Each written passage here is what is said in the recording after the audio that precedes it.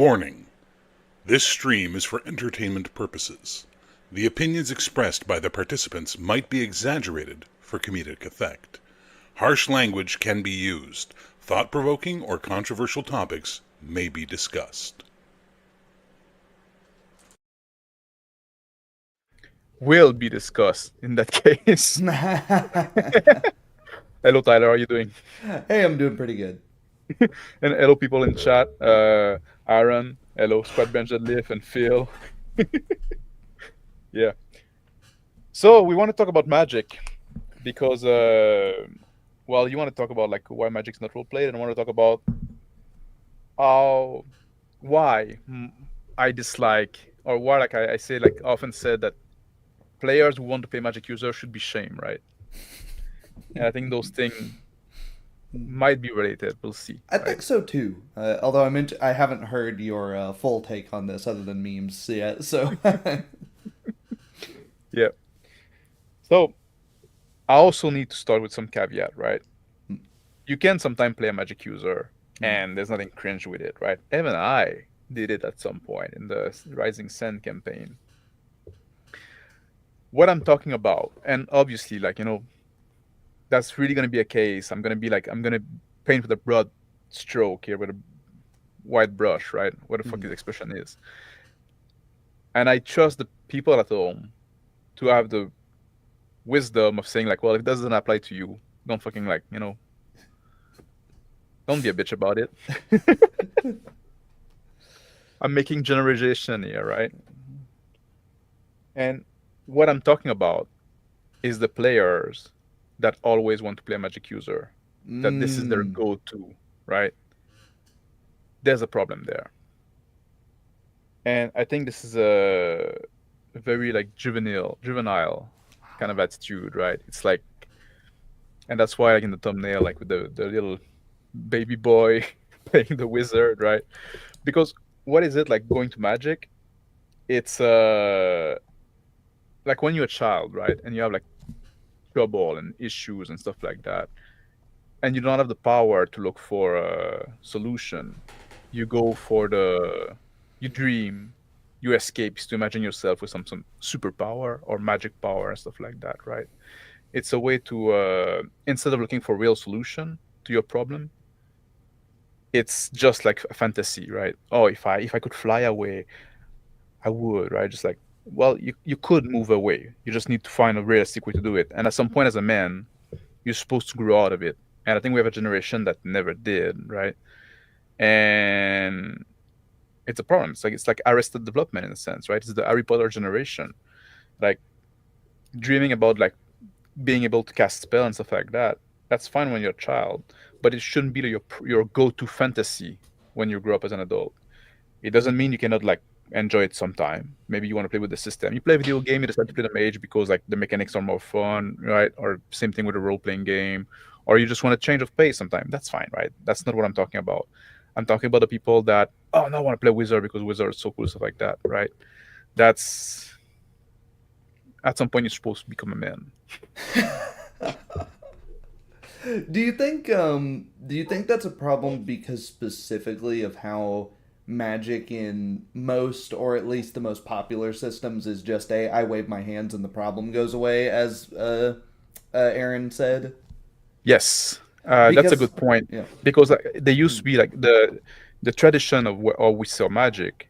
I think changed a lot in modern time, right? Magic and use and should still be seen as evil, dark when you have to make like those heavy sacrifice and stuff like that, right?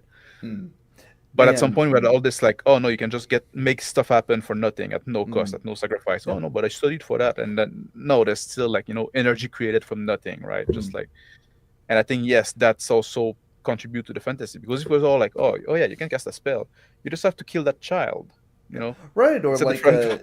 is why Dark Sun's one of my favorite settings because it treats magic is incredibly powerful, but the moment you do it, I mean everyone has seen that entire setting is apocalyptic because of magic users. That's the whole problem. So it's Yeah. you're actively killing the planet for each but even in the Vancian casting systems, you're right in that there is a group of players that will, tell you straight to your face, oh, why would I want to play a fighter when the wizard is by level 10 has all of the better abilities. Yep. Oh my gosh, dude, like, you're missing the point. Yeah. And that's also like, I think that's also linked to that, right? A lot of the time, like nerds like to play a magic user, right? It's rare that you're gonna see like the jock want to play the magic user. You're gonna see like the nerds want to play the magic user, and they're the one that are obsessed with system and like system mastery, and they Balance forget and, that that role plays about character and personality, and the storytelling is about character, right? And the challenge, the internal struggle, and stuff like that.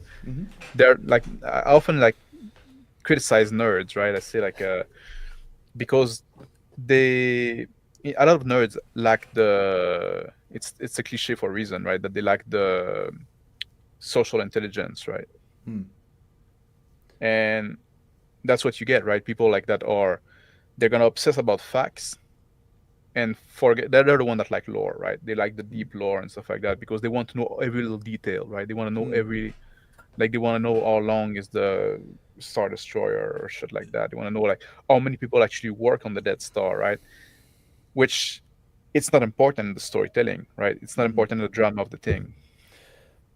But ironically, I find that they oftentimes also forget the parts of like this is also a 5e issue and the simplification of magic. I think a lot of the times that something you lose in lighter rule systems is particularly in the Department of Magic because magic almost should be complicated. It should be esoteric. It should be to some extent, because in earlier editions of D&D with Vancian casting, just taking Jack Vance's Dying Earth and lots of his other books that use that same or similar magic system, you need the componentry, you need the different stuff to actually do it, and when that's not there, like I can recall like a lot of the most interesting things I've seen, like I have loved. I didn't play the character, but I had a Keep talking. I'm stealing you. I need to get my dog. all right. I played in a game with one of my friends who played a wizard, and we were in like a high security prison jail cell kind of thing, and we're trying to organize a breakout. And that was really interesting because he's having to like get people from the outside to get him all these weird ingredients that he needs for spells, and we're coming up with the plan, and I'm like, what do you need? What do you need? It's like, you need some bat guana, like butter. Yeah, you can have butter, but why do you? And he's because he's got no spell components, and it's like, it's so many people just forget about that stuff. Yeah. I don't think that magic should necessarily be like complicated in the system, but it should be like meaningful. There should be something like meaningful and mysterious and stuff like that, right? One problem I often find with like magic, the Vancian magic system or a lot of system in role-playing game is that it becomes like they made it to be super reliable, right? Because the spell is going to work as expected. Sometimes you're going to roll and it's going to be like, well, it's work, or it doesn't. But you're not going to have like weird effect. Like that's something that DCC tried to do and succeeded maybe to some extent. There are like I'm not a wild fan magic of the zones in lots of the D&D area where it does work oddly or specific, but oftentimes the effects themselves are very benign or just not that interesting, or it's a very short list. So if you cast 10 spells, you're pretty likely to have seen half the list already, which is a problem. And it's also like I'm not a big fan of like the chart reliance that has, but that's also something like I'm not a big fan of like having like magic in the end of a PCs, because it necessarily like because of you have to have a system, it demystify the magic, it make it more mundane, it turn it to a science, basically just a tool to be used, right? And it stopped being magic. Like magic should be scary, should be like weird and hard to understand. I don't know if science is a lot of those things, though. What's the old saying? Sufficiently advanced technology is indistinguishable from magic. So I don't think you're wrong, but that one I never thought was necessarily a problem. But also it comes from Jack Vance, where that's Yep. the whole point of the Dying Earth. Spoilers for a 70-year-old book at this point. That the magic is technology in Jack Vance. Oh yeah. Yeah. I always hated that trope. The trope of like, I oh I no, think he's the one that people started it. I think yeah? everybody copied him after that one. Like Numenera, Numenera, yeah. Numenera. I think it That's did what it in they a do, way worse way than Jack Vance did. I thought in Dying Earth you're supposed to go like into the realm of IDI and wrestle them demon and like control them. And Well, some yeah, it's either symbolic of what technology does to people, or I don't take it as literal, but it could also be a literal like bind, like the magic is all in physical artifacts that are bound, that have like bound demons that you have to wrest under control. But yeah, I don't know. He'll say, I like how EZD6 makes magic interaction tap into creativity, and I agree with that. But for that to have such a system, you have to be able to trust your player. mm-hmm. And that's also a thing, like another problem that we often have with people that play Magic User. The clever boy, they want to win, right? Yeah, that's what I thought you were going to say.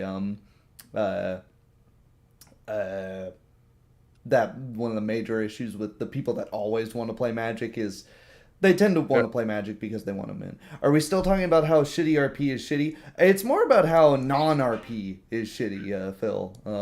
It's not quite that circular. Yeah. I think it's seriously a highlight with Magic, though, in particular, because yes, I attack, rolls, die, 7 is very boring. Yes. It's even more boring to say, I cast magic missile, roll die. You know, that's even what that takes the excitement and the magic out of the magic, right? If it's it should not be as mundane to you as swinging a sword at somebody. It's you know, the game's mechanics almost always tell you this, right?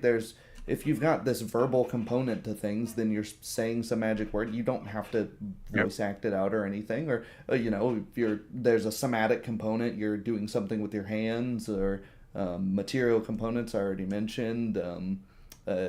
Most games will specifically say, what is it? You know, magic works differently for everybody. It's not totally predictable. So, you know, any superficial things like the sound, light, etc. that comes out, you know. Yeah. Oh, Neo Call. I think it's did I see you before? Are we talking in the context of Pathfinder / not D&D right now? I think we're talking in general. In general, but in general, yeah. I was just using Vancian casting as a thing. Yeah. He's on your side. That's why I never saw him before. Mm-hmm. That explains it. Mm-hmm. Yeah. And like you said, like I cast magic missile is even more boring, right? But oftentimes, like with magic, because like there's a lot of like component, and I'm not talking about like the in-game component, right? I'm talking about the, you know, there's area of effect and line of sight and the range and stuff like that. That often like lead to a litany of question, right? It's like because now like everything has to be defined, and that's like very gamist side, right? Of like, like, oh well, no, it's a system, and we have to define those parameters very clear because it's a game and people want to play, and they need to have some objectivity into the rules, right? And I think that works against Magic in my mind, right? That's you know, Magic shouldn't be like well defined into a box and stuff like that, right?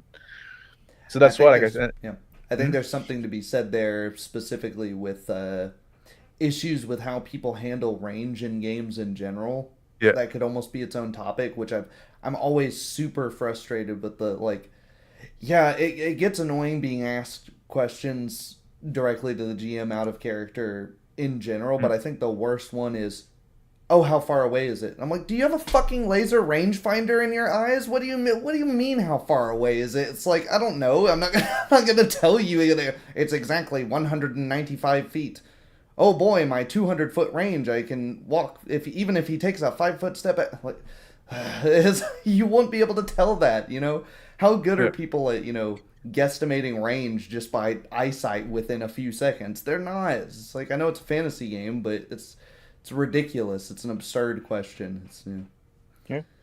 And the other side of that also, if you want to add description to your magic spell, then there's also like the other side of that of slowing down the game to a crawl if you do too much, right? Which is often like that's a pet peeve of mine, right? People want to be creative and stuff like that, but at some point we're also not there to be impressed by how well you can describe your stuff, right? Like, Right. I like when you add some description of what you're doing, but keep it short, keep it brief, right? Yeah, I would caveat that with like it's okay to just say you cast magic missile if it's the millionth time you've done it or something, if like if it's the fifth or sixth time you've done it, you've already explained it.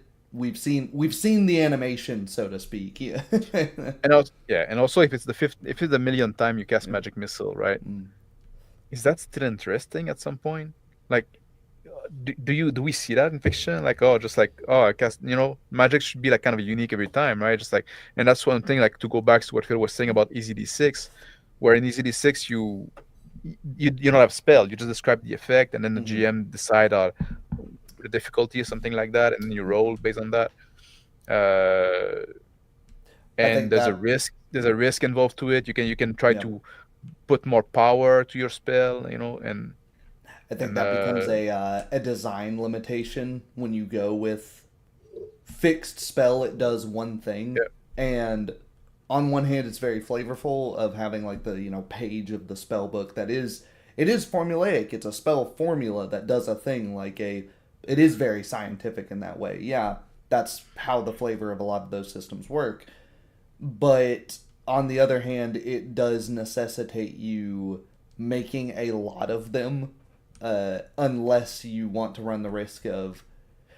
And then you get into the advertising issue of, well, we can't nerf haste or fly or fireball or change it or get rid of it in any way because it's too iconic to what Dungeons and Dragons is, or to what wizards are in general, beyond even the scope of Dungeons and Dragons. So, but I agree with you. I'm like, oh yeah, fireball's cool, but do we really need to see it done in the same way for the millionth time? Yeah, it's also like with the length of campaign, right? That doesn't help as well. Like if you just watch a movie, like the guy's gonna do like fireball once, maybe twice, right? Like maybe like at some point it's gonna be like the second time it's gonna be much bigger and stuff like that, right? It's gonna be a variation of it, and then everybody's gonna wow. But like now you do a campaign like for 30 years, right? So and then you're gonna go to the book pretty fast. Right. Yeah. And that's why there does need to be some limitations or means to make it go astray from the outside, from exigent forces, rather than just what's written in the book, right? I think the book is going to give you a base of this is 100. This is at least how I'm writing my own system. Is here are some things that you absolutely can do with the fire magic skill. I have it separated into schools, but there would be any other way to do it. But that's just those are just ideas I came up with on hand. Like, that's not an exhaustive list, right? And so that's a way that like really the skill-based systems are in my mind superior to having a fixed spell, because oftentimes the systems that have the fixed spells, they don't have there's nothing you can roll. It's usually whoever's the target of the spell is what's rolling. In contrast, you just do the thing, right? Yeah. Daryl say a good designer won't discourage nerds from playing. I don't want to discourage nerds from playing. I want to encourage them to be better, to control their nerddom, right? I was like that when I was a young man as well, right? Before, obsessed with fact and stuff like that. And when you're a nerd and you're good at school because you're smart, right? A lot of nerds are kind of smart, and then they can remember stuff, and then they perform at school, and they're rewarded for that, and then they think that's what's important. But what's important in life is not being good at school and being good at remembering stuff. It's being good at people. So at some point, you need to learn to do that. So, like like Scott Garabay say, role-playing game can be well, you say they are what's this fucking expression? Human die rollers. human improvement engine. Oh yeah. That's right. Yeah. Yeah. Once again, Scott Garabay is right. Yeah. And I think games have to design the magic system in a sense that are with all those rules and like those strict parameter. I think in big part because of the type of people that are drawn to play magic user, right?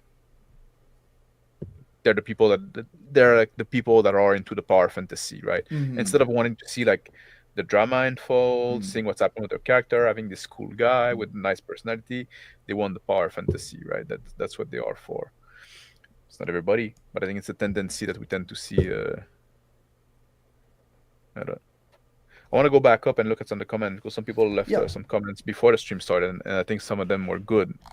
Yeah, I was about to say there's definitely some of them were shit, but no, I'm kidding.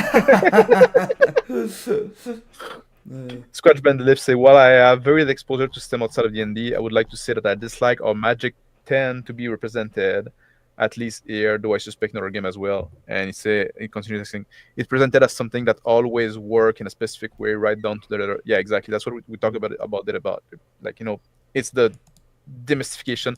And if we think about like old media, right? Before like the 70s, let's say, or before the 60s, right? When they are in mythology and stuff like that, magic wasn't explained. Magic was something mysterious. Magic was often, it wasn't like the protagonist of the story that had magic. Sometimes they had a magic item, and sometimes there was somebody like an assistant and stuff like that would add some magic, but it was like he would do one thing for them, for their heroes, and it wasn't explained. It was mysterious, miraculous, stuff like that. Like I cannot really think about like old story with that where like the protagonist is a magic user, right?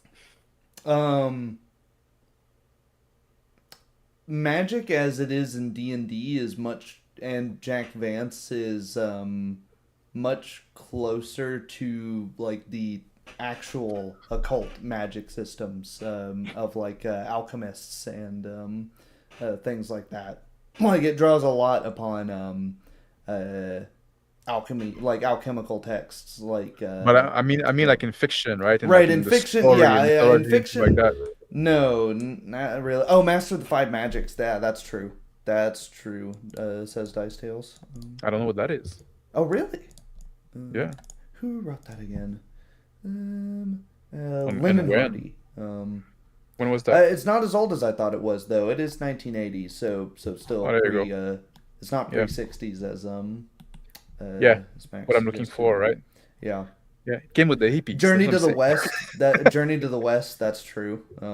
Journey to the West. The monkey is the main character, no? Mm-hmm. But he is a magic user. That's true. Is he? Yeah, he can shrink himself. He can. Yeah, he just got those power, but he doesn't have like spell per se. He just like. Well, yeah, that's true. That's true. Yeah, I suppose. Yeah. And he got like this magic stick. I don't know if I would call him like a magic user per se. Like. I don't know enough about Chinese alchemy, but I know it tackles some of that, and it's very mistranslated from what I've understood. But. And even also back then, even in the old day, the magic wasn't like. Spell that you didn't like fireball and stuff like that. People would make like potion, right? Would make curse, would make X's, right? And oftentimes like magic were either like the mysterious healer that were like more like miraculous magic, or it was like the bad guys, right? It's something that happened like later on, like semi joking when I was saying it came with the EPs, but it might be true. It's pretty interesting. Yeah, I read that. I prefer there was like an understanding that magic has fuzzy edges to its law, and that there's space for things to be unexpected, unpredictable. Yeah. You can't always trust a sword. Magic, no. Exactly, and that would be a reason also to not play Magic User, right? So like, well, you know what? It should be like the high risk, high reward kind of thing. Yeah. Daryl said Yeah. just dislike the fact that Magic is so prolific in game. How many class don't use Magic? That's also a huge fucking problem. And I even restrict my book reading to non-magical fantasy if I can. Yeah, especially like I don't mind if there's magic in the end of the antagonist, right? But I don't want to read like a fiction that the protagonist is magic user. What do you think about I like the like class Magic, having? but it's it needs to not be the end all be all. I think it becomes. I think this is an area where you might actually be able to say like, okay, well, yeah, there's a point to balancing things here, because if I can look at, oh, why are you walking up and stabbing that guy? I can just point at him and summon an ethereal weapon to stab him, and then in the same breath go, oh, you're using bandages to heal that guy? Well, I can wave this hand and then I can heal you with this magic. And Yep. oh, don't go over and try to disarm that trap, rogue. I will wave this hand and I will summon a thing to walk into the trap to disarm it. And it's like, is there anything you can't do? Like, it's like it becomes kind of a And the little thing, Right. right? Using magic, like you said, like using magic for those little things. Like instead of having this big wow moment, like Yeah. I can cast a spell. You know, the magic user wizard. Mm. How many spells should he cast in a session, in a day, in a session, right? It's like it should be Right. like he should like, you know, you look at Gandalf, right? He fucking fight with sword Yeah, and with his yeah, staff, that's true. Yeah. and once in a while he use magic Mm. when it's needed, right? Yep. It's not like I think where a lot of the issue lies is that there's a lot of systems where the wizards are playing a high fantasy game and the other classes or the other, professions or however your game associates it are playing a like mid fantasy game. And it sucks to be the guy with plate and a sword and maybe like, super athleticism. You kind of feel like a Jubilee in the X-Men where it's like, well, I can shoot like fireworks out of my hands, and then you've got you've got guys that it's like, oh, well, Wolverine could get nuked and just come back from a single cell, so I kind of feel useless here. do you think that's why like now like some system like give magic to every class? Like every class has like actually like in modern D&D, I think that every class has a subclass that can use magic. Even the Oh, barbarian, I probably, believe, right? yeah, Interesting. something like that. Yeah. You think that's a solution to that? Like in this like, oh, wizard's gonna be high fantasy, so we're gonna bring everybody to the high fantasy, and now everybody can cast spell.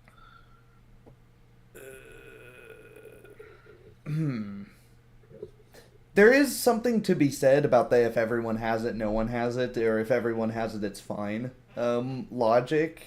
But it also become like, yeah, then who cares, right? Right. You run into issues with Eberron. I know people had really mixed feelings with Eberron.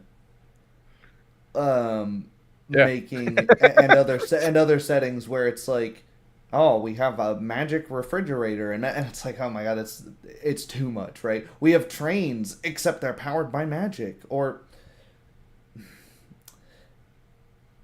Yeah, everything they, like magic is just everywhere, and also yeah. like people do that, and oftentimes like rarely they bring it to the furthest like conclusion, right? Of what, like, if magic's everywhere and magic is abundant and everybody can do magic, that wouldn't be to make like small change to the world. You wouldn't make Yeah. like, oh yeah, they have trained like we do, Right. but they're powered with magic. No, like the world would be like something completely wild and different. And I think if you actually read through the early Eberron stuff, it shows that that's already been taken to a bad conclusion, but it hasn't really stopped anyone. There's a whole country that's been wiped off the map in Eberron. I can't remember its name, but it turns out to power most of the trains, it's like an elemental or demons that are bound to this engine to power it, and it's like, oh, well, now we're getting somewhere. Now that's interesting, right? And the idea that they haven't stopped doing this, but the way people run it, where they run these, and no, Phil asked, are we talking about the solution to D&D? No, I think this is a solution to Rather, I'm going to bring up a problem. We can talk about some solutions to it. This is the problem doesn't necessarily come from this specifically. This is just an example, and I'm most familiar with D&D 3.5, so Eberron's one of those. The problem comes with the Seattle Barista Games talking about the mundane stuff and not considering, okay, great, your magic refrigerator is powered by a small elemental spirit and you've got hundreds of those in this city.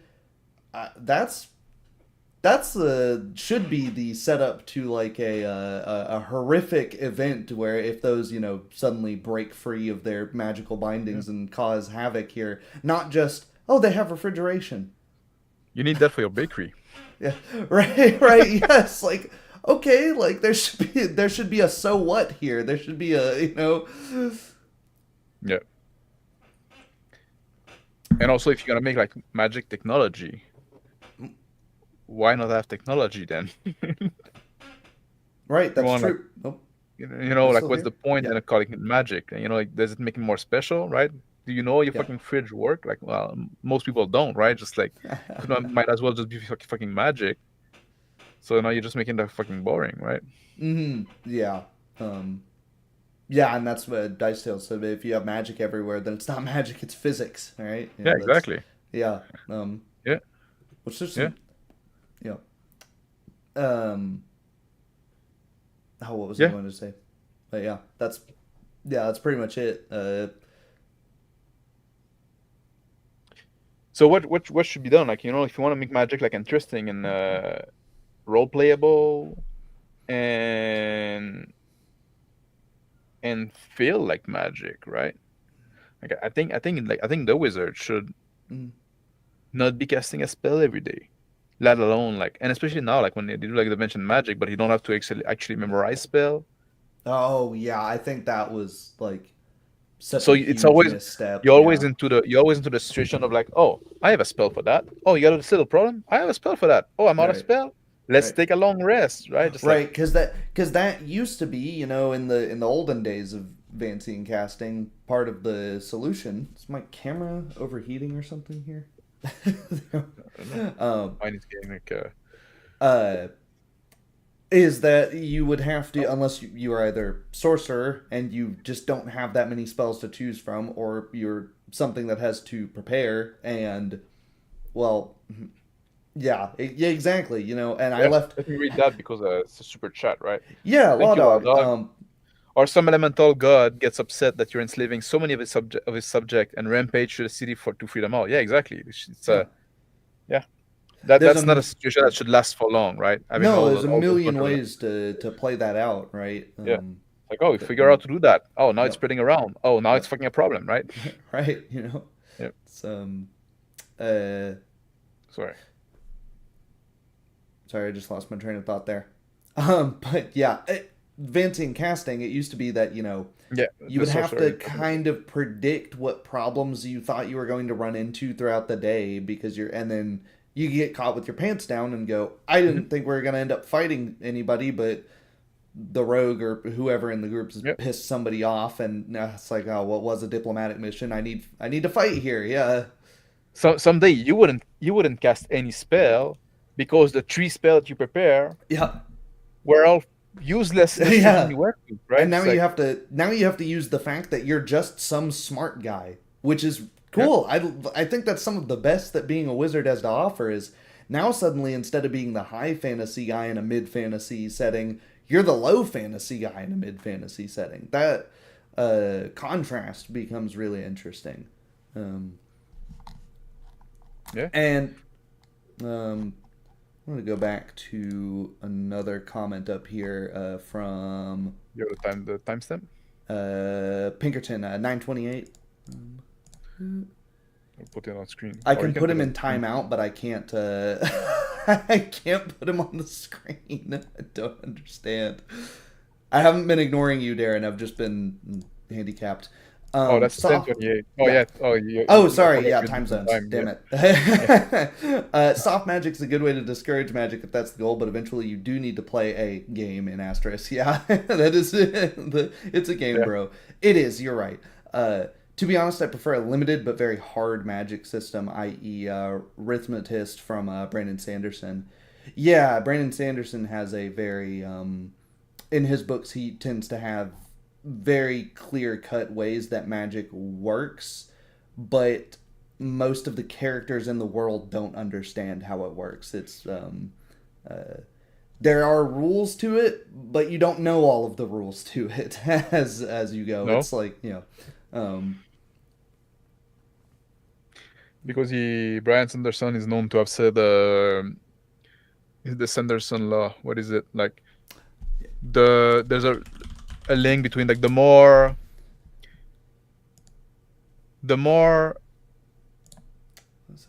what is it? Uh, Fuck, I'm forgetting. The more yeah. satisfying end you can have, you can resolve a story through magic. Depends on how well the reader understands it. Yeah. The cost limitations and flaws described are what make magic interesting. Yeah. But I said like if you basically like the solution to the problem of the story is magic, you kind of have to telegraph it beforehand or magic and explain have the player the reader understand how magic works. Otherwise, it's just gonna feel like a Deus Ex Machina and not be satisfying. Yeah. And part of a solution to that would be to have a casting skill. That way, the caster actually has to roll for something and not just my class gives me the ability, I do the thing. It's out of my hands. It's and it should be for me. I think like magic should be high risk, high reward, right? Mm-hmm. Yeah. You like the effect that when you use magic, you should be able to have like big effect. You shouldn't, and the risk should be as big, right? It should be big as well, right? It should be like a desperate thing, right? Or like a huge cost, right? Mm. And I don't know how you would depict that in role playing game in a way that's meaningful. Like you could say like, well, every time you cast a spell, you shorten your life expectancy by 5 years or whatever. Mm. I think most players would fucking ignore that because we're not gonna play that old anyway. Yeah, I'm playing in a game right now with one of my friends who's DMing it, who has a really interesting magic system that he designed, which is we're playing it based pretty much in Pathfinder First Edition, but he changed the magic system quite a bit to be much harsher on the requirements to solve the nobody role plays these issue. Yeah. But also there's a big divide, and I might be opening a can of worms and jumping into a new topic here. He's made the divide between divine, like nature and arcane magic much clearer.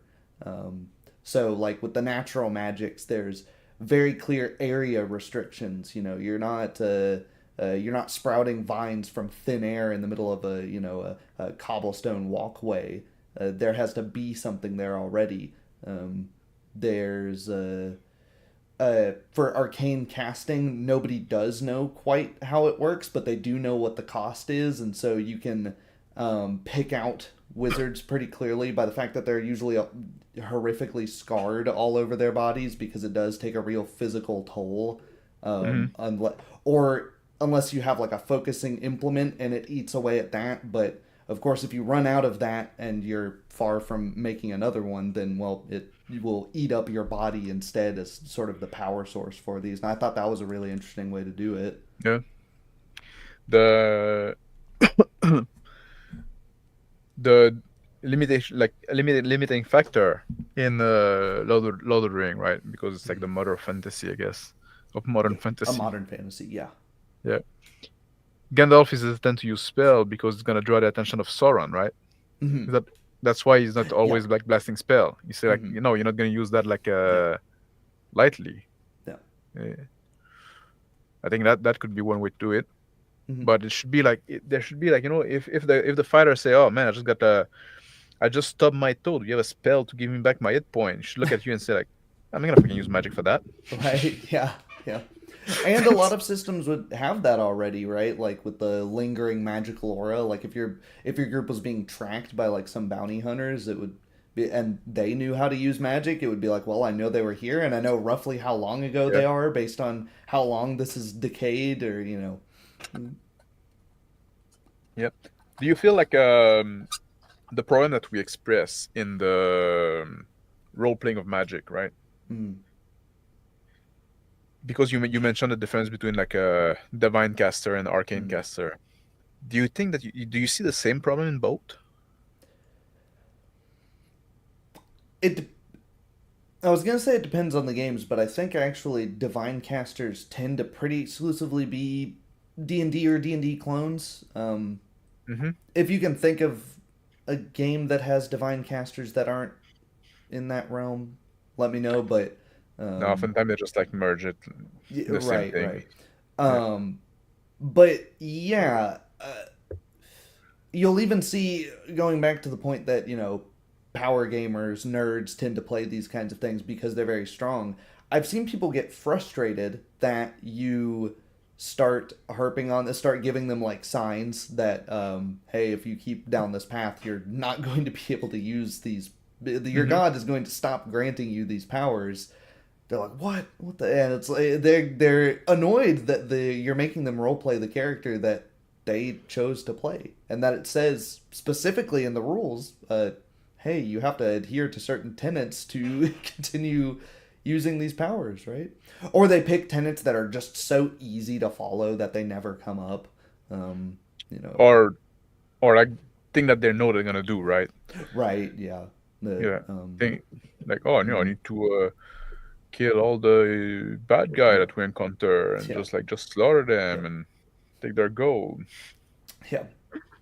But I felt like usually people that play like you know like this archetype I described at the start, right? I think they tend to be more attracted to arcane caster and not less to divine caster. I Mm, think divine caster that suffer less from that problem because of you have this mm. side that it's interesting for other thing than just the power you get, right? It's Yes, interesting for that's like the true. Yeah. relationship with the god and stuff like that, right? So Yeah, there's a little more to that. I was unclear in saying that that was the exception, not the rule. But I was like, you, because I did, I had to think about it. I was like, you do, but it isn't as much. No, Yeah, yeah. Even like in game do tend to put some limitation, right? Like that you have to follow, like in like a cleric only get to the miracle if he's done a whole bunch of service for his good. Yes, that's what it should be, right? Depend on divine favor. I don't do bards. Yeah, and bards. Yeah, like now you get magic because you can play the lute. Well, the bard is less for wizards. You have the issue of nerds. For bards, you have the issues of class clowns. Those are the Yeah, guys that really wish they could be the DM entertainer, but they'll take the second option and instead be a total clown in the off chance. yeah, Which is sad because I think bards could be very interesting. I think there's something kind of beautiful about the human nature of mystifying magic of um, music that's so powerful it can evoke real things. I think that's yeah. I'll confirm, like you say, like Gandalf said this when they are in the past of Caradas. At least I have written Gandalf is here in sign that all can read. yeah. What he does? What's the spell used then? I forgot. And people seem to agree also that casting should be skill based. I think that'd be one way to do it. Hmm. Right, and I mean games for a very long time had your base attack uh, bonus, your Thaco, all of this stuff, and I'm like, but none of the casting classes have a base spell casting stat. That's just weird. Like there's Yeah. And so, what's to do now? you have a player that want to play a magic user?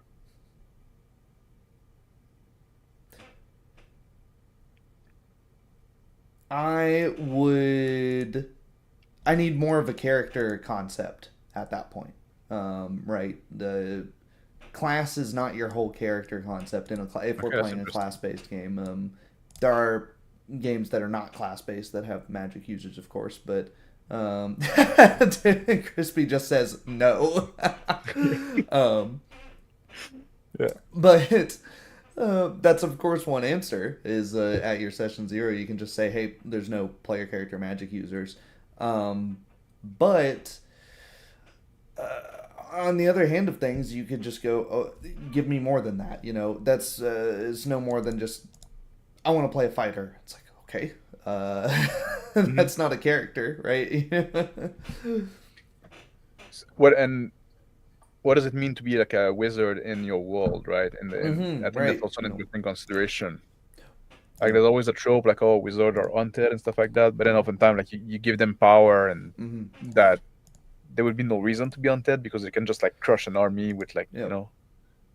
Well, uh you'd be kind of public enemy number one, not just hunted by a little band of the town ne'er do wells. Yes. yeah. So yeah, that is a big question. Is the like, okay, what do you do for a living? And it may be that like, who was it? It was way back here. NeoCal said earlier, 10:34 your time. My problem with spellcasters is less their narrative impact so much as there are always spells that invalidate the difficulty of combat to turn it from an engaging part of the game into a slog. Yes, I agree And with that. that though could be an interesting narrative twist on things is, well, this guy has no practical skills that he can use, especially if magic is questionable. It's like, well, what's this guy good at? He's good at blowing people up, and it's like, well, you're what do you do for a living? You're almost forced to go out and adventure at that point, or be a contract killer or something like that. So that becomes an interesting thing. I've reread Berserk over the holidays, right? And it made me think about something like, there's like the magic user in that later on in Berserk in the party. I don't want to spoil because like Phil is in the chat and he's not there yet. Yeah. But when she casts spells take a long time to cast, and she's vulnerable during that time, right? Yeah. That could be also one way to make it like, first you would like cut down the slug. Secondly, when it's your turn, you have to describe like your process of casting the spell. You take your turn like quickly, but then you're not like, it's not every turn like not every turn another spell. Like you're gonna do one spell in the combat, it's gonna change the whole fucking combat, right? It's gonna be a huge impact on the fight, but it might take you like 5 or 6 rounds to put off. Would that be like one way to mitigate a lot of the problem with the caster? Yeah. I think that would be a way to do it. Time could definitely be a cost. It's one of the things I like about like ritual castings. The magic as a ritual system, which is like if you want to do something really powerful, then it is going to take time. See it, Phil. You don't want to get spoiled. The another good part about that is it could cut out casters. Something we haven't talked about is tend to take the longest turns anyways. So if they had 2 full turns to think about how they're going to describe what they're doing, or to read how their spell works, if it's a giant egregious description as it sometimes is, then that could definitely take some of the punch out of that. You did mention the pace killing aspect earlier, actually. So yeah, that could be a way to do it.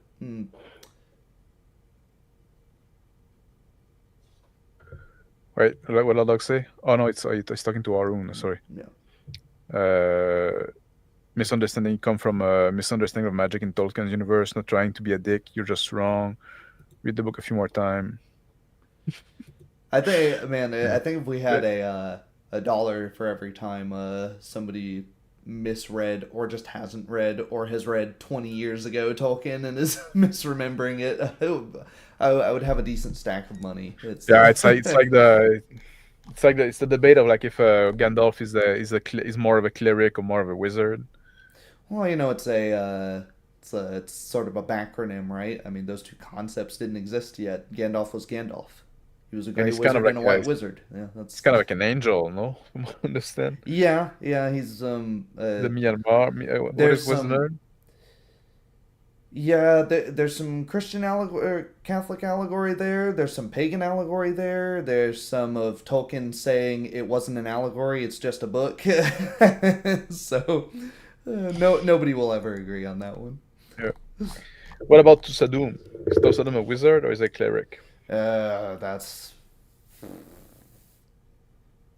I mean, we could get into. I'm kidding.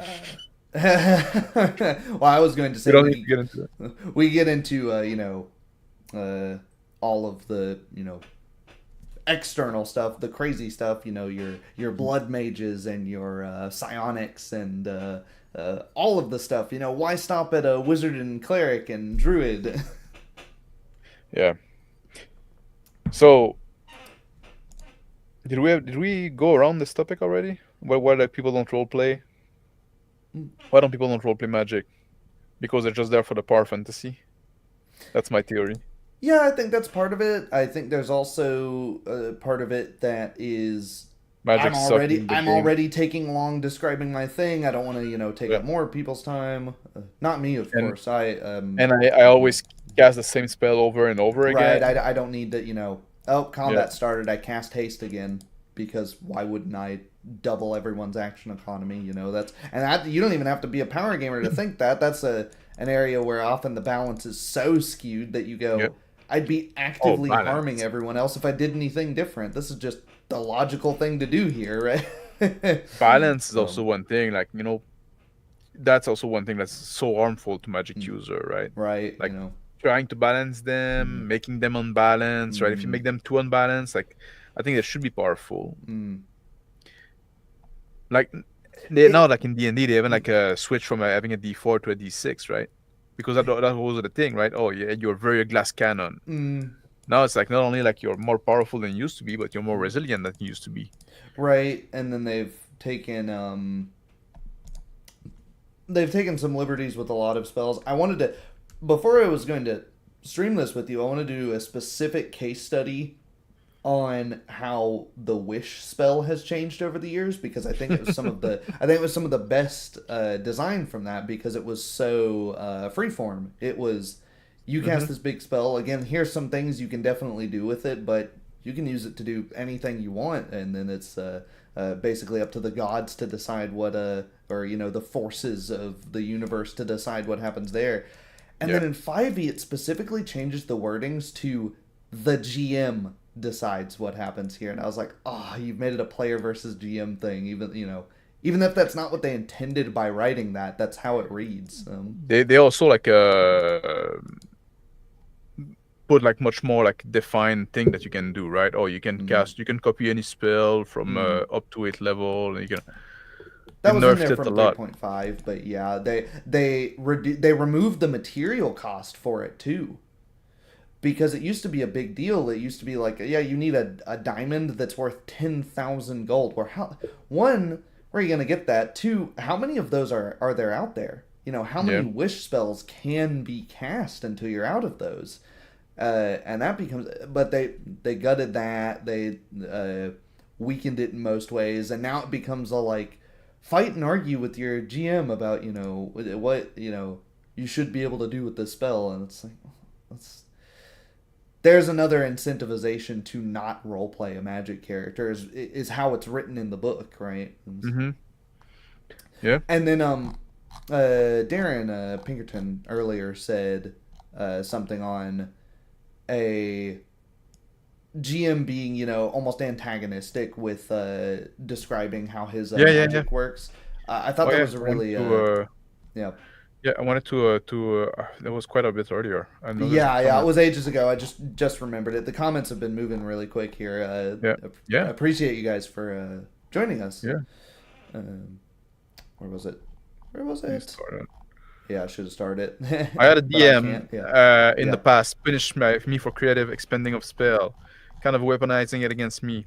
How would you discourage that besides saying stop being a shitty DM? Yeah. And yeah, that was something I wanted to respond to. Yeah. This is part of the problem with the fixed description of no, a spell does this.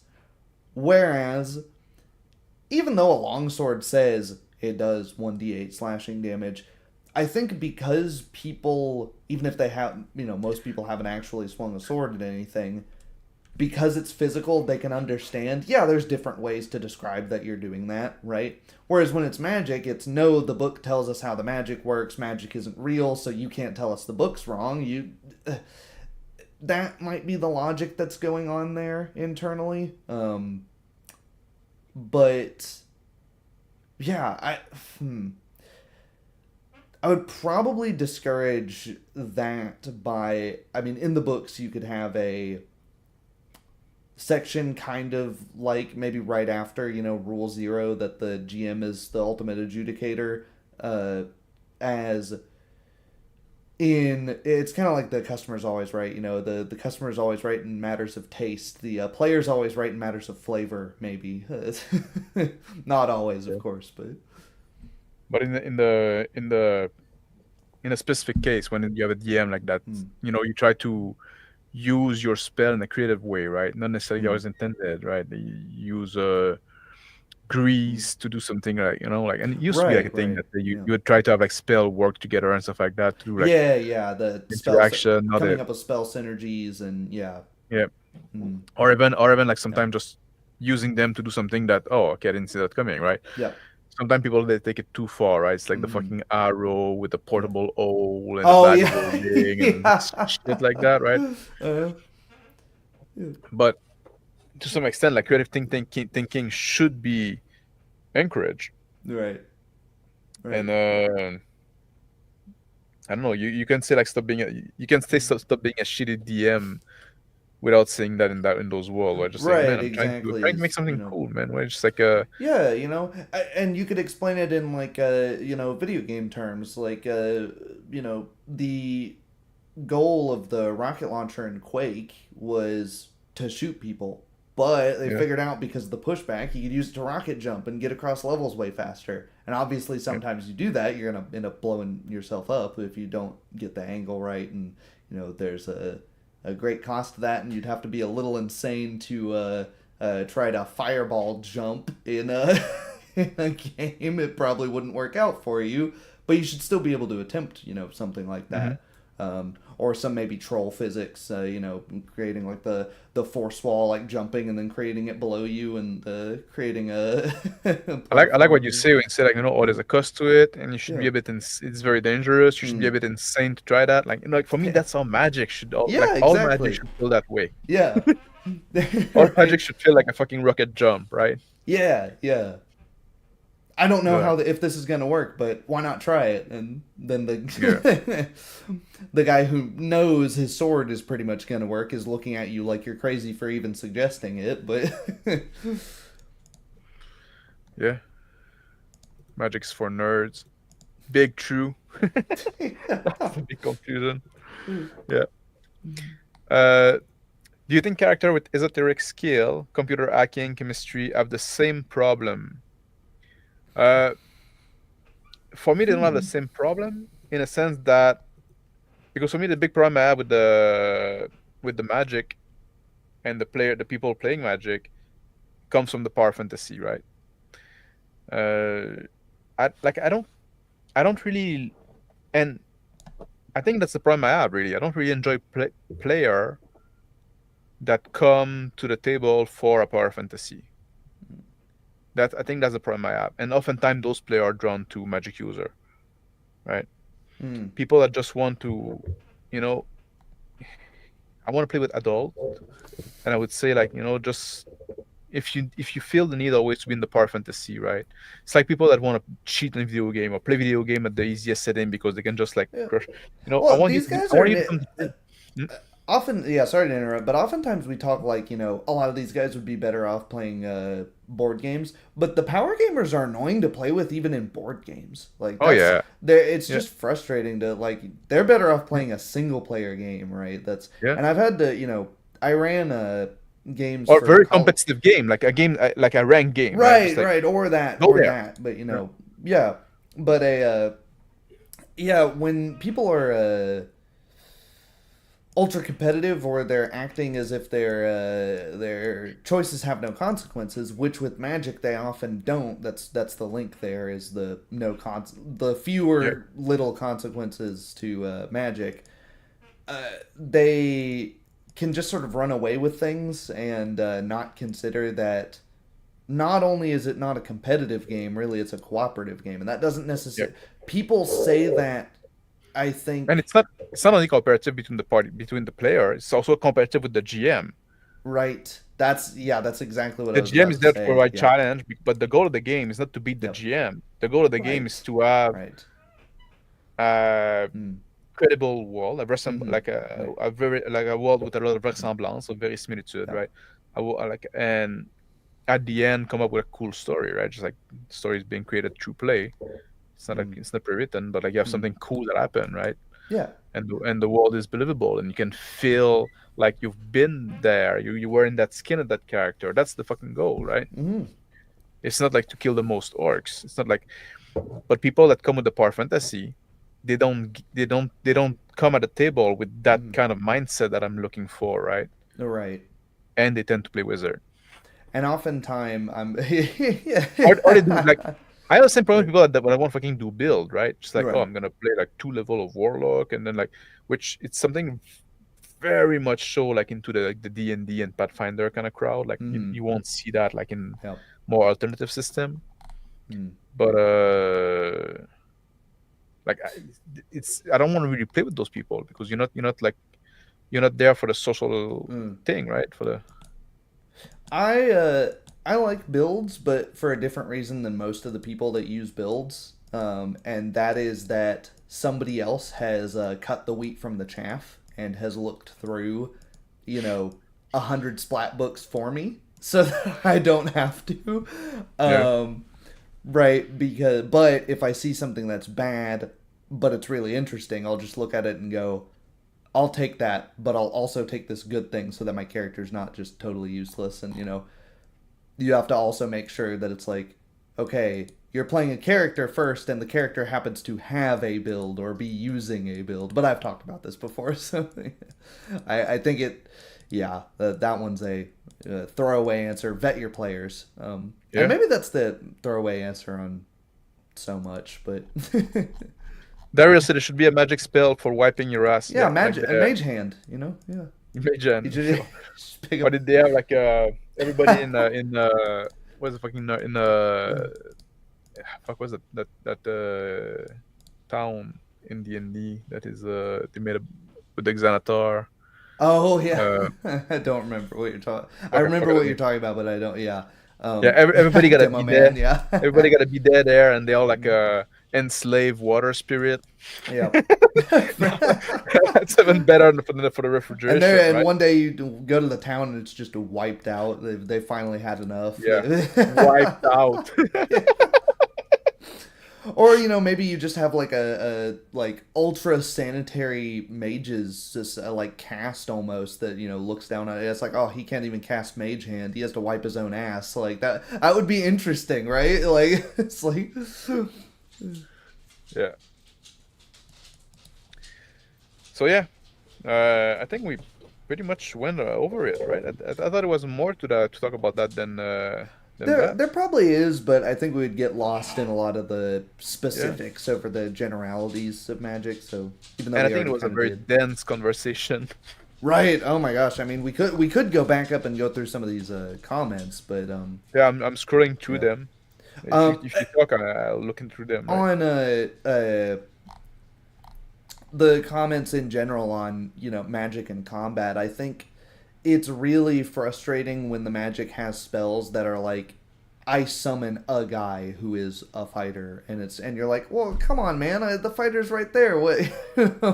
And yeah, they usually only last for like a minute or something. But how long does combat last? Usually only a minute. Unfortunately, not in real time. But yeah. So that becomes a problem. Yeah, I cast a like an ethereal thing in early D&D, which magic missile was literally like the equivalent of shooting an arrow at a guy. It was just kind of lame. It's like have magic do something that only magic can do. Telekinesis, I agree with that. lifting things up at a distance. Even if it is combative, Raising the dead. right? Even if it is combative, make it things like fireball and lightning bolt, and have the risk of when you're doing your fireball. If somebody's casting fireball on, say, in a wooden building, it's like great. Have it. How many times have you watched an actual play where a fireball actually catches stuff on fire in the area, and now you're having to go, oh shit, great dude, we could have just shot him with an arrow, but now we have a fire to put out. Like, Yeah. Don't they? Aren't they like specific in the book like that like fireball cannot catch stuff on fire, but firebolt can, or some shit like that? Maybe in 5e that's been a change, but I know Pathfinder specifically has a table which gets kind of crazy, which is like, if you can't cotton it, roll like a d10 to see what article of your, on your person has gotten caught on fire, which is like, it's a bit much. I think that's something you should just hand wave and say like, oh, this gets caught on fire. Now this is a problem you have to deal with. Yeah, Justin saying the fantasy setting I'm working on now only as blood mage and bone magic. I'm thinking of incorporating something with shadow as well. That would be interesting.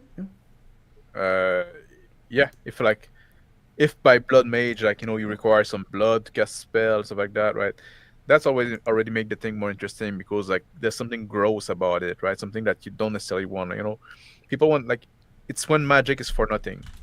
There's no something as a free lunch. There's no such thing as a free lunch, right? If you want something, you should sacrifice it. That's a lesson. That's a life lesson for you all out there. There's no such thing as a free lunch. If you want something, you always have to sacrifice something else to obtain it. And when you think you're getting something for free, it's because you don't realize what you're giving away to get it. And oftentimes people are gonna try to sell you something, telling you that there's no downside. They're doing that because they're hiding the downside, because it's too great, you wouldn't be willing to pay it. That's always something like when you think you can get something like technology, right? Same thing with technology, television, smartphone, all the things like that. Yeah, they're great. We have that in internet. We have that in our life now. Look at what it cost us. Right, and that's I think you're you're acknowledging the thing I just said earlier, which is that maybe similarities between magic and technology aren't so bad in that maybe. regard. Yeah. Maybe in that regard, right? But I think with magic, it'd be even to the nth degree, right? Right, exactly. It should you probably need to be because now the also the sacrifice we get, or it's in such a societal level, right? It destroy our society. I think I don't think player in the D&D campaign would care about that because it's long-term stuff. It's global stuff, right? The 5-year-long Pathfinder campaign that I've been running started on a civil war caused by a mage caste that basically tried to kick out all of the non-casters, and maybe slightly heavy-handed. None of my players thought as much, and they don't all politically align with me, but I basically had it as well, these mages came to the conclusion that it's why are we raising people as farmers? We don't need a peasant class. We don't need serfs to work as farmers. We can just magic it all away and effectively make these people a full slave class or just non-existent at all. You would try to have as many mages as possible, right? Right, yeah. Yep. Everybody that can learn magic, we're gonna society will organize, and we're gonna train everybody to learn magic if they can, and if they can, we're gonna get them welfare, right? Yep, they were trying to run a societal purge of all of the non-magic users, so they could start over from ground zero. Yeah. No one bats an eye when the fighter casts sword. And that's when it becomes the general problem of no role play is of course a super general problem. But I found that if you throw 4 or 5 people who are brand new who've never role played anything before, the person who picks up the sword, who picks up the fighter or barbarian or monk or whatever, describes how they swing swords at people, describes, even if they do it in the wrong way, like I cut the guy's head off, or and you have to say, no, you attempt to do that, right? You swing the sword at the guy's neck or head or whatever. They're at least describing what they're doing more than, okay, I cast the spell. It says it does this. That's what I see way more. That's like to contrast the two new players of. Squirrel admits a magic user should be a bit more weapon proficient than the norm. I agree with that, especially if you're like a magic user that's gonna go on adventuring, and we say like, spells should be like seldom used, right? They should be used when it's very significant and like important and impactful, right? So they should learn to swing a sword to some extent or use a staff or whatever, right? I would agree with that. Yeah. What do you think? Also, that leads me to another question. What about, we talk a lot about like magic being more impactful and more meaningful. What if we go the other way and we were to say like magic would be, like The Witcher, right? They have a magic user in The Witcher that do like the big spell and stuff like that. But The Witcher also have the sign, right? Which are fairly small effect that they can do, right? Just like little edge here and there. Yeah. I think it really matters how it's done. Like, for example, I don't like a lot of the let's give fighter a, whatever, a cantrip or something like that, something that, well, okay, well, the problem with this... That would it be, right? Right, but, the problem like, with this... He's a fighter, but he got, like, some cantrips. Right, yeah.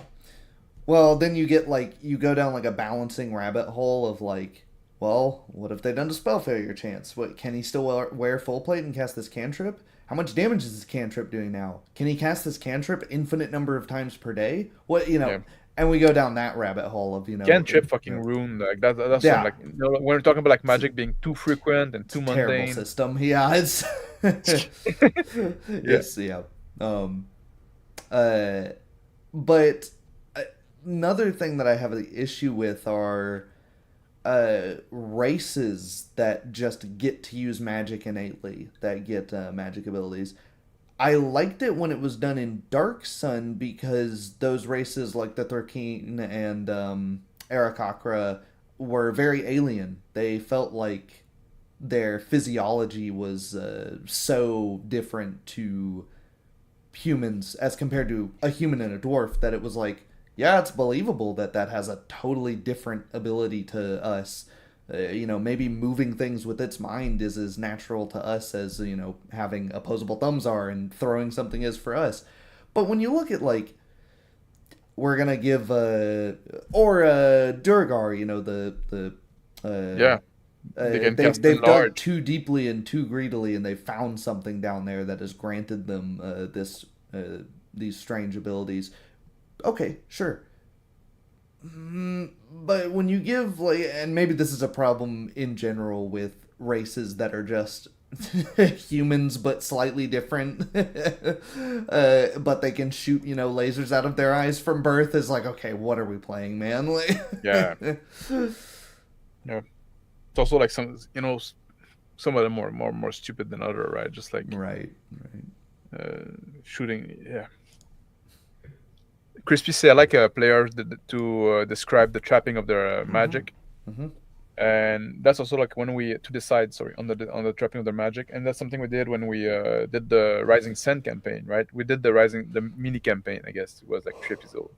I think, yeah, we did this this game specifically to tackle the problem of magic and role playing magic in the setting, right? And I was playing a magic user in that.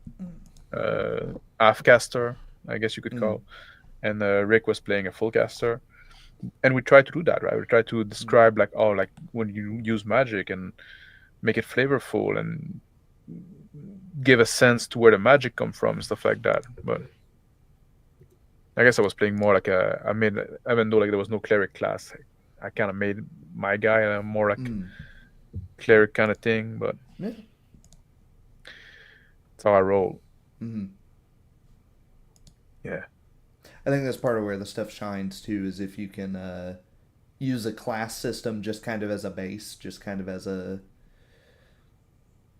Because that's the other thing is like we've talked about here is like the class based versus skill based magic, and there's not too many systems out there that do skill based magic. It's usually this is a class. You even Shadowrun, which is a classless system, you have to pick. It's a totally separate category than everything else when you're making your character. Assuming you're using the priority character generation of, are you going to use magic? Well, that's like the first question you answer in character creation, and it is a big deal to that's credit. But I don't know. I think it would be interesting if magic was just like a. It also says something about the setting, of course. If it is just a skill that can be learned, right? Yeah. It's also like, does it require like to have like, tell me how you learn those fucking magic Mhm, spell, right, right? Tell right. me, I can't, That's another big issue with like the progression of just oh, you leveled up, you learned 2 spells. Mhm. From whom? How did you manage to do that? They just appeared in your spell book Or because the there's sorcerer this. that just got Yeah. like those innate spell, right? Right. Yeah, sorcerer, with sorcerers it's I mentioned earlier in a comment somewhere that it's like it should be a terrifying revelation to the rest of to everyone around you if you're a sorcerer and somebody's like, "How does that work?" and you go, "I don't know." That should be horrifying. That's You're like, "What do you mean you don't know where like That, you've when I was talking about the infantile power fantasy, Yeah. that's the epitome of that, right? Because Right. the wizard can say like, "Oh, I spent years studying, I have all those Right. books, and I need to learn." Like, no, I just born special, and I got those magic spells I can just do. I don't know where they come Yeah. from. Yeah. I'm just a very special boy. Yeah, and That's that's what where it I is. would say embrace the sort of superhero nature of things. There, think of that's a solid trope to take from. Is it's I like also hate superheroes. right, right, but think of what would happen. You've got some uh, guy that can just shoot fire out of his hands, and nobody knows why. It doesn't work like magic is supposed to work. There's gonna be groups that are trying to hunt you down and capture you and figure out how it works, maybe put you in some sort of eugenics Yep. program so that they can breed super soldiers.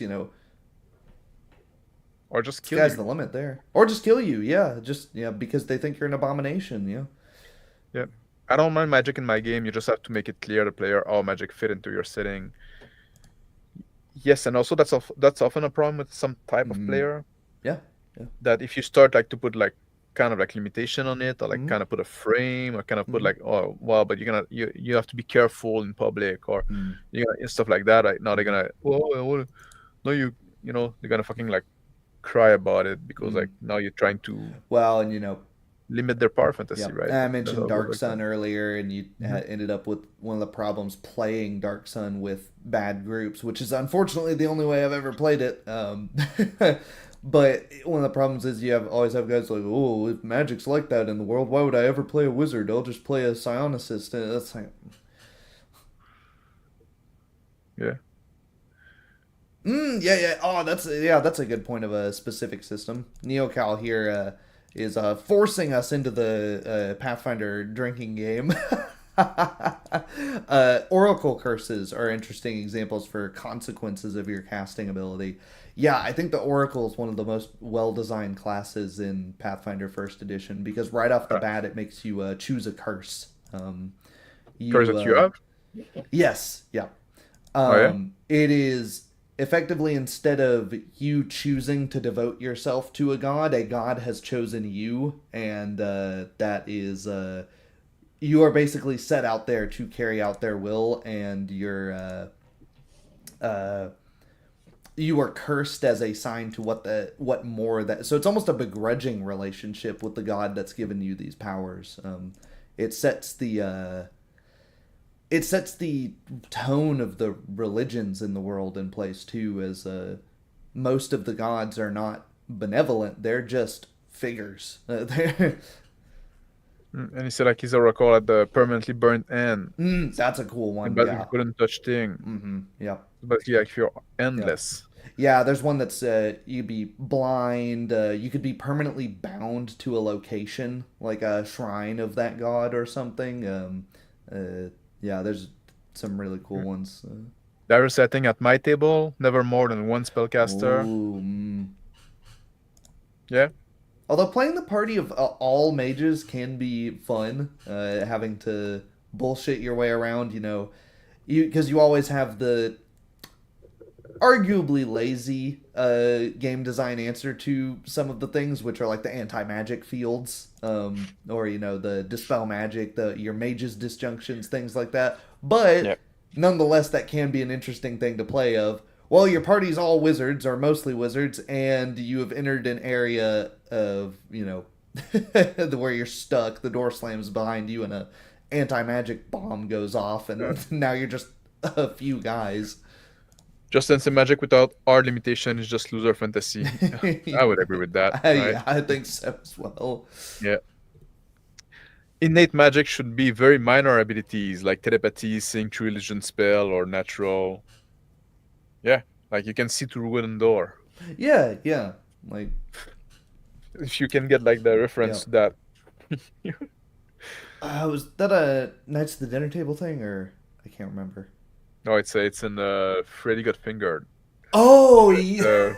Freddy's a cartoonist, and he wanted. Wow, yeah, I haven't seen that. Cat in character that wow. has a superhero cat that can see through wooden door. Yeah, that's right. But only through wooden door. So if there's a crime occurring across a wooden door, you can see it, but if it's something else, you can't. And he's trying to sell his character, and people think he's an idiot. Yeah. Yeah. I forgot about that. I have not seen that movie in many years. Me neither, but I don't know why that stuck with me. There you go. Yeah. So I think we might wrap that up. Yeah. Right? Yeah, I think so. I think we got through a lot of it. I think we offered some at least things leaning towards solutions to the problem.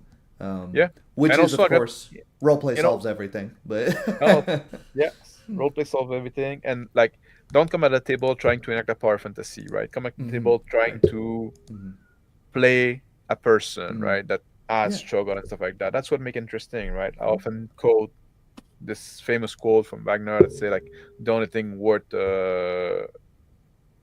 writing about is the human art at odds with in struggle with itself, right? At odds with itself. And you should see that as well, right? In role-playing game, right? If you just come to be like the very special boy that's the most powerful and that crush that and solve all its problems by snapping its finger, that's not interesting for the other people at the table, right? Open a video game and toggle God mode or set but maybe maybe this is a specific issue with people needing to prove themselves in front of other people. It can't be achieved in a single player. I guess. But that's vet your players. For everyone else out there, vet your players, because I don't think we're gonna I don't think you can get through to those players. And if you're designing a magic system, right? And I know some people mentioned in comments like they did or they are. Think about it as well, right? The limitation, the scope. How you want magic mundane? How you want magic to be mundane? Consequences, right? I think those are important considerations. Not just immediate consequences, but societal consequences. Societal consequences, the cost, the sacrifice that you have to make, right? I think it's much more interesting if it's something that is keep it scary, right? Keep it weird. Keep it nuclear power if we're using the technology. Yeah, so that's an old throwback. I think the slogan is RPG is the only true communism. That's the conclusion we came about, like, or role playing game or saying or role playing game or communal experience, like or role playing game or communism. Yeah, thank you, Tyler, for joining me. No, thanks for having me. And thank you for the people that joined us in chat as well. Good audience today. A lot of Mhm. chat went very fast. I had to skip some Right. Sorry if we because missed you. because otherwise we'd be like 3 hours behind. So I Yeah, wanted to talk yeah. more. And thank you for people that are gonna watch on the replay. And I hope also it explained a bit why I often say, right, players that want to play Magic User should be shamed. I say that when I say that, like half the thing I say tongue in cheek, right? I'm a bit tongue in Right. cheek guy, but that's true. Don't be that guy that always want to be Magic user, like always want to play like the Magic User, right? All right. And thank you for people that are gonna watch on the replay Yep. later on if I miss them. And thank you, Lodog, for the super chat.